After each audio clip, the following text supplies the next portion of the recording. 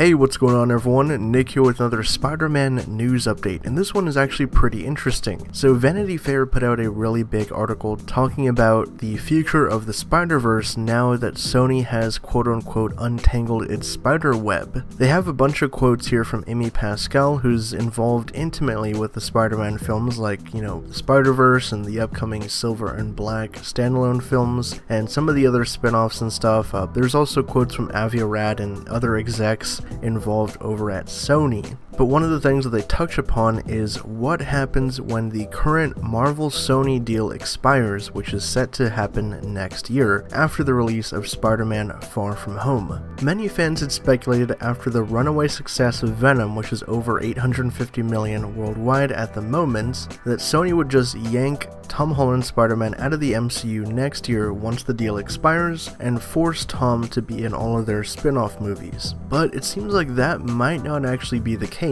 According to Amy Pascal, when she was asked about that, what happens when the deal expires, she said, quote, "I think about crying. I can only hope for a future where things work out." And that was with regards to a future in which Spider-Man and Marvel retreat to separate corners and go their separate ways once again. Basically, kind of like how we were with The Amazing Spider-Man, where both studios were making separate films, they weren't connected at all. But it seems like Amy actually doesn't want that to happen, which is interesting because she had made some previous strange comments last year, if I remember correctly, around the time of CinemaCon, where she was asked about the deal and said that it's probably never going to happen again after it expires with the second film. Very interesting stuff to digest. Also, like we talked about last night, the whole thing about Apple trying to buy Sony, or Apple possibly interested in acquiring Sony Pictures, would also throw yet another wrench into this whole Spidey deal and everything, because should Apple purchase Sony Pictures, the rights would just go back wholesale to Marvel and Disney, so we wouldn't really even have to worry about, a Spidey deal or people getting this character or that character. It would all just go back home to Disney and Marvel. But if Apple did not pursue going after Sony,